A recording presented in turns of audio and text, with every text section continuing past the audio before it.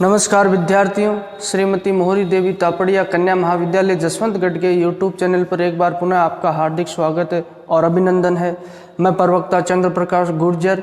आज की क्लास हमारी बीए प्रथम वर्ष के छात्रों हेतु इतिहास विषय की होगी। इतिहास विषय के दौरान हम जो निरंतर मगध साम्राज्य के उत्कर्ष के बारे में अध्ययन कर रहे हैं, मगध साम्राज्य के उत्कर्ष के बारे में अध्ययन करते हुए हमने 2 वंशों के बारे में पढ़ लिया। मूलतः 3 वंशों का शासन जो मगध साम्राज्य के उत्कर्ष के दौरान रहता है, जिसके तहत हमने प्रथम हर्यक वंश के शासकों के बारे में पढ़ा।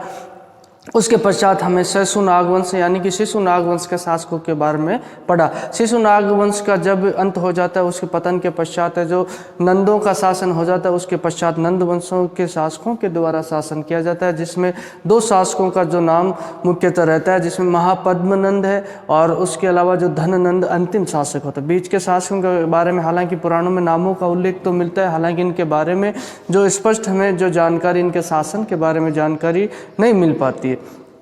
तो बात की जाए नंदों का शासनकाल, आज हम पढ़ेंगे नंद वंश के बारे में। और इसी नंद वंश को उखाड़ने के पश्चात मौर्य साम्राज्य की क्या हो जाती है, स्थापना हो जाती है। और इसके पश्चात हम निरंतर जो मौर्य साम्राज्य को पढ़ेंगे।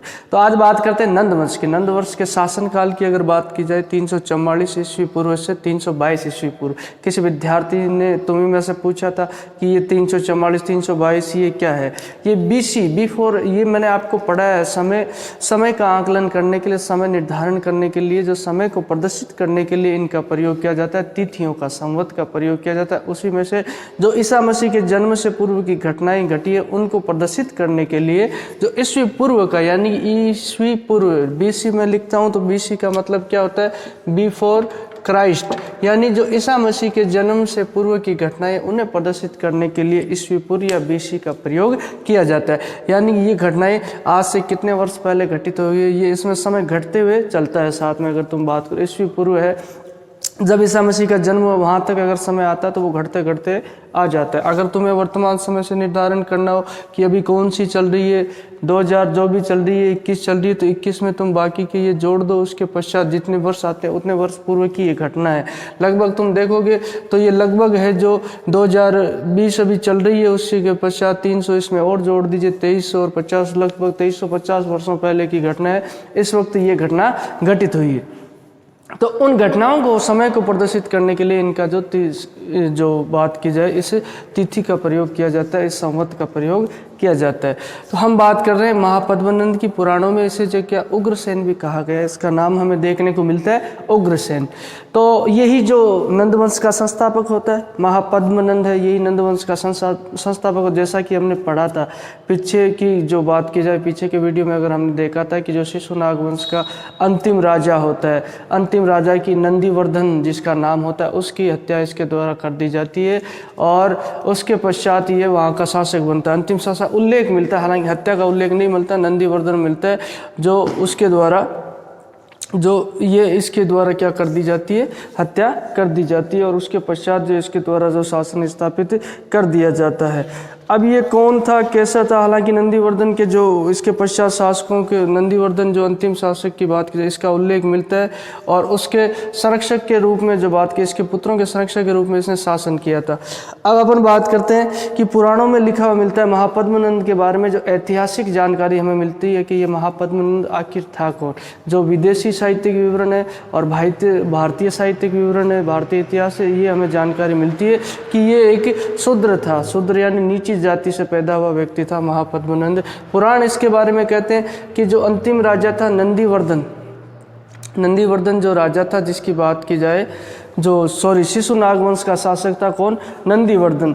कहा जाता है इसकी जो शूद्रा स्त्री थी, इसी के गर्भ से ये पैदा होता है। कौन, ये जो इसकी शूद्रा स्त्री है, जो नंदीवर्धनम है जिसे कहते हैं, इसकी शूद्रा स्त्री के गर्भ से पैदा होता है। अंतिम शासक का उल्लेख मिलता है हमें, जो यहाँ पे बात की जाए शिशुनाग वंश का अंतिम शासक है नंदीवर्धनम। इसकी जो शूद्र जाति की स्त्री होती है, उसी के गर्भ से उत्पन्न होता है। उसके अलावा हमें और भी उल्लेख मिलता है, और उल्लेखों की अगर बात की जाए तो हमें परिशिष्ट वर्मन है। परिशिष्ट वर्मन क्या है, ये परिशिष्ट वर्मन अगर बात की जाए तो ये जैन ग्रंथ है। जैन ग्रंथ ये कहता है कि ये नापित पिता नापित यानी जो नाई है, इसके पिता, जो इसका पिता कौन था? नापित था, नाई था, और उसकी पत्नी वेश्या थी। और ये वेश्या माता यानी कि नाई पिता और वेश्या माता से पैदा हुआ था, इसीलिए इसे क्या कहा जाता है? शूद्र बताया गया। परिशिष्ट वर्ण यानी जो जैन ग्रंथ में भी इसे शूद्र जाति का बताया है, शूद्र यानी नीच जाति का बताया गया। तो उसके अलावा जैसे जैसे हमने वर्णों के बारे में पढ़ा था, ब्राह्मण, क्षत्रिय, वैश्य, शूद्र, तो इसे शूद्र जाति का बताया गया है। जो भारतीय साहित्य के दौरान भी, भारतीय जो ऐतिहासिक ग्रंथ हैं उनमें और धर्म ग्रंथों में भी ये बताया गया। और उसके अलावा महावंश टीका है, ये भी धर्म ग्रंथ है, उसमें बताया गया कि ये कोई अज्ञात कुल का व्यक्ति था। इसके कुल के बारे में हमें ज्ञात नहीं होता, कुल के बारे में पता नहीं चलता। संभवतः इसके द्वारा कहा जाता है, महावंश टीका में कहा गया है कि ये डाकुओं के गिरोह का मुखिया था, जिसने अवसर पाके और मगध पे क्या कर लिया था? अधिकार कर लिया था, और ये वहाँ का क्या बन गया? शासक बन गया, महापद्मनंद। इसके बारे में महावंश टीका में यही बताया गया है कि इसके द्वारा जो बात की जाए, डाकुओं के गिरोह का जो मुख्य था, और इसके द्वारा क्या कर लिया जाता है? जो मगध पर अधिकार कर लिया जाता है। यही बात बताई जाती है हमें किसके द्वारा? महावंश टीका है, ये ग्रंथ है। उसके अलावा कर्टियस है। कर्टियस की बात की जाए तो कर्टियस जो सिकंदर के समय आता है, सिकंदर के समय भारत में यूनानी लेखक है ये कर्टियस, जो सिकंदर का आक्रमण होता है उस वक्त भारत में आता है। हालांकि ये नंदवंश पे आक्रमण इनके द्वारा नहीं किया जाता है। सिकंदर के आक्रमण के समय जो अंतिम शासक होता है धननंद होता है। तो इसके द्वारा धननंद के पिता के बारे में उल्लेख किया गया, तो उसमें बताया गया कि महापद्मनंद एक नाई था, और धीरे धीरे ये बहुत सुंदर व्यक्ति था, और ये जो रानी का प्रेम पात्र बन जाता है, रानी की इस पर विशेष कृपा दृष्टि रहती है। रानी का जो कृपा पात्र बन के उसके पश्चात धोखे से इसके द्वारा क्या कर दी जाती है? छल से राजा की हत्या कर दी जाती है। और राजा की हत्या करने के पश्चात ये उसके पुत्रों का संरक्षक बन जाता है, और संरक्षक बनते हुए शासन करता है, और धीरे धीरे इसके द्वारा क्या है? राजगद्दी सिंहासन को हथिया लिया जाता है। ये कर्टियस के द्वारा उल्लेख किया जाता है। तो महापद्मनंद के बारे में हमें ये उल्लेख मिलता है। पुराणों में हमें जो इसके बारे में उल्लेख मिलता है कि नंदीवर्धन की शूद्रा स्त्री से ये उत्पन्न होता है, जो अंतिम शासक होता है शिशुनाग वंश का। और परिशिष्ट वर्मन में ये नाई, इसके पिता को नाई बताया गया, माता को वैश्या बताया गया। महावंश टीका में इसे अज्ञात कुल का कर्टियस के द्वारा इसे क्या कहा गया है कि इसके द्वारा क्या कर दिया जाता है? जो महापद्मनंद है, जो अंतिम शासक होता है, उसकी जो पत्नी का कृपा पात्र बन जाता है अत्यधिक सुंदर होने के कारण, उसके पश्चात छल से राजा की हत्या कर देता है। अब महापद्मनंद की उपलब्धियों के बारे में हम उल्लेख करें। महापद्मनंद के समय कहते हैं कि मगध राज्य का इसके द्वारा खूब विस्तार कर दिया जाता है, और कई जो क्षेत्रों को जीतकर मगध साम्राज्य में मिला लिया जाता है, और उसकी सीमाओं का विस्तार जो महापद्मनंद के द्वारा किया जाता है। ये इसकी उपलब्धियों के बारे में अगर जिक्र किया जाए तो इसके पास अतुल धन संपत्ति थी। मगध साम्राज्य इसी समय बहुत बड़ा और विशाल हो जाता है। जो जिस समय अगर बात की जाए, जो बिंबिसार के द्वारा मगध साम्राज्य के विस्तार की शुरुआत की जाती है, उसमें इसका भी महत्वपूर्ण योगदान रहता है। इसी दौरान इसके द्वारा मगध साम्राज्य की सीमाओं को काफ़ी विस्तृत कर दिया जाता है। कई जनपदों पर अधिकार इसके कई तत्कालीन समकालीन शासकों को जो बात की जाए महापद्मनंद के द्वारा पराजित किया जाता है। इसके पश्चात अतुल धन संपत्ति हो जाती है, खूब विशाल सेना हो जाती है। अगर बात की जाए असंख्य सेना देखने को मिलती है। इसे सर्वक्षत्रांक भी कहा जाता है। सर्वक्षत्रांत यानी सभी क्षत्रियों का नाश करने वाला है, इसलिए इसके द्वारा जो ये उपाधि भी इसको दी गई है, सर्वक्षत्रांक की उपाधि।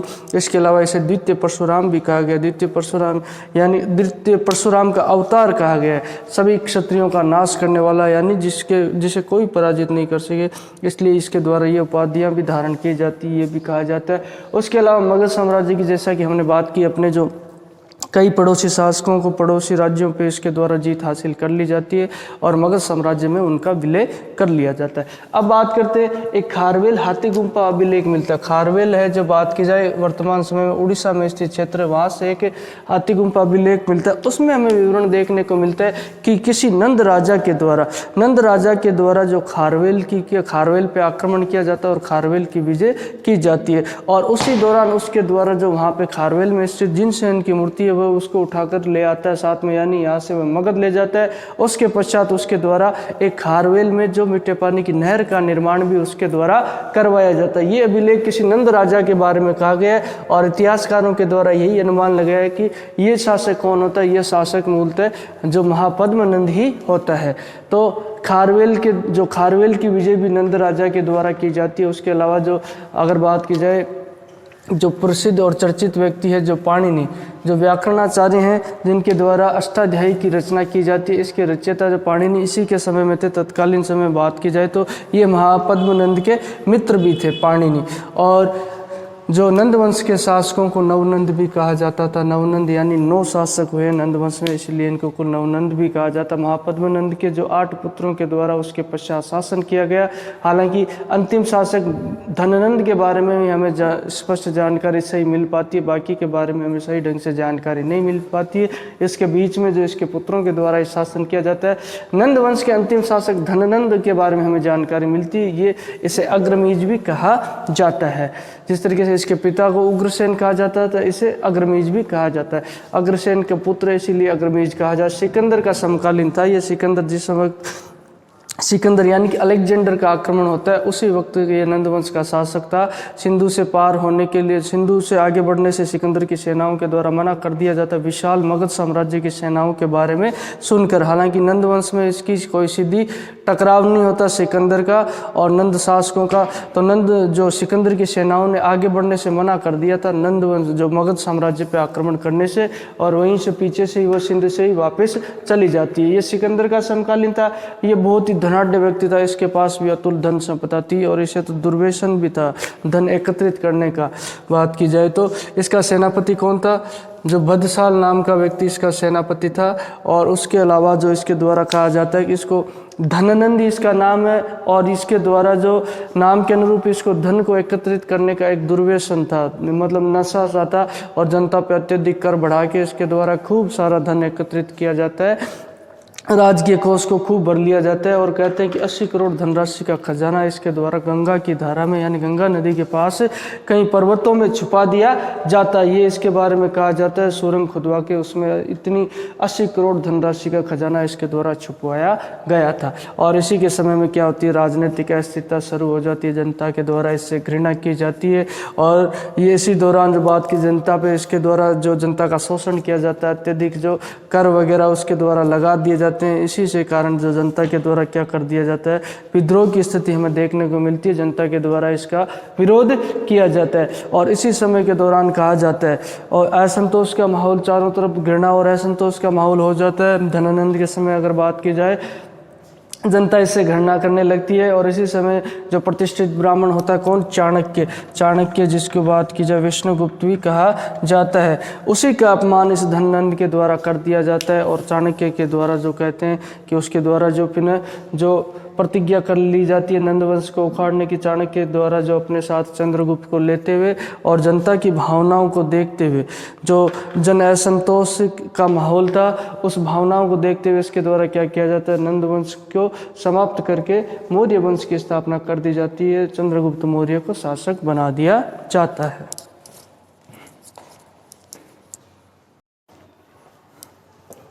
तो विद्यार्थियों, आज की क्लास में हमने नंदवंश के बारे में पढ़ा। अब विधिवत रूप से हम जो मौर्य काल को शुरू करेंगे। ये हमारे लिए जो मगध साम्राज्य का उत्कर्ष पढ़ना इसलिए ज़रूरी था ताकि ये हमारे कंटिन्यूटी बनी रहे, यानी कि तारतम्यता बनी रहे, निरंतरता बनी रहे। इसके पश्चात जैसे ही वैदिक काल समाप्त हुआ, वैदिक काल तो हमने पढ़ रखा, वैदिक काल के पश्चात क्या होता है, मगध साम्राज्य का उत्कर्ष होता है। मगध साम्राज्य के उत्कर्ष के पश्चात जो ये मौर्य वंश का उदय हो जाता है। और मगध साम्राज्य के उत्कर्ष में हमने जो 3 वंश के शासकों के बारे में पढ़ा, हर्यक वंश, शिशुनाग वंश और नंदवंश, इन शासकों के द्वारा शासन किया जाता है। और उसके पश्चात जो अंतिम शासक धनानंद होता है, धनानंद की हत्या करके जो चंद्रगुप्त मौर्य के द्वारा मौर्य वंश की स्थापना कर दी जाती है। इसमें जो सहयोग किसका रहता है, जो चाणक्य विष्णुगुप्त का क्या रहता है, सहयोग रहता है। और यही विष्णुगुप्त चाणक्य उसका क्या बन जाता है, प्रधानमंत्री बन जाता है। तो ये था महापद्मनंद। 2 नंदवंश के 2 शासकों के बारे में हमें जो उल्लेख मिलता है, महापद्मनंद और धनानंद। ये जो इसके द्वारा तो नंदवंश की स्थापना की जाती है। अलग अलग साहित्यिक विवरण मिलता है, धर्म ग्रंथों में इसके बारे में विवरण मिलता है कि महापद्मनंद कौन था। मूलतः सभी धर्म ग्रंथों और जो पुस्तकों के द्वारा बात की जाए इसे शूद्र जाति का बताया गया। उसके अलावा यूनानी लेखकों के द्वारा विदेशी विवरण में भी इसे शूद्र जाति का बताया गया है। और इसी के द्वारा महापद्मनंद के द्वारा ही जो मगध राज्य की सीमाओं का क्या कर दिया जाता है, विस्तार कर दिया जाता है और इसे विशाल साम्राज्य इसके द्वारा बना दिया जाता है। कई और राज्यों का विलय इसके द्वारा कर लिया जाता है जीत के। और उसी दौरान यहाँ बात की जाए महापद्मनंद की, जो खारवेल विजय का उल्लेख हमें जो खारवेल हाथीगुम्फा अभिलेख में मिलता है, जो खारवेल हाथीगुम्फा अभिलेख है उसमें कलिंग विजय का उल्लेख हमें मिलता है। इसके द्वारा क्या की जाती है, जो कलिंग की विजय की जाती है। कलिंग का जो युद्ध होता है किसके द्वारा किया जाता है, कलिंग, जो अशोक के समय भी हमें कलिंग युद्ध देखने को मिलेगा। बात की जाए इसके द्वारा खारवेल हाथीगुम्फा अभिलेख में जो कलिंग की विजय का उल्लेख मिलता है, इसके द्वारा महापद्मनंद के द्वारा कलिंग पे आक्रमण कर कलिंग को जीत लिया था और कलिंग से ही वह जिनसेन की मूर्ति लेकर आया था और कलिंग में ही एक नहर का निर्माण उसके द्वारा करवाया था। ये पाणिनि जो महान विद्वान है ये भी इसी के राज दरबार में थे और ये इसके अच्छे मित्र भी थे। ये उल्लेख हमें देखने को मिला। उसके पश्चात अंतिम शासक धननंद होता है जिसकी चाणक्य और चंद्रगुप्त मौर्य के द्वारा मिलकर जो हत्या कर दी जाती है और मौर्य वंश की स्थापना कर दी जाती है। बोलिए, यहाँ तक कोई चीज़ पूछनी हो, किसी तरह की समस्या हो, शंका हो तो आप निसंकोच पूछ सकते हो। आपके पास जो शैक्षणिक व्हाट्सएप ग्रुप अवेलेबल है उसके माध्यम से आप अपनी बात मुझ तक पहुँचा सकते हो। और भी किसी तरह की शंका हो तो आप निसंकोच पूछ सकते हो। तो आज की क्लास के लिए बस इतना ही और कल से हम निरंतर पढ़ेंगे मौर्य काल को। तो सभी विद्यार्थियों का एक बार पुनः बहुत बहुत धन्यवाद।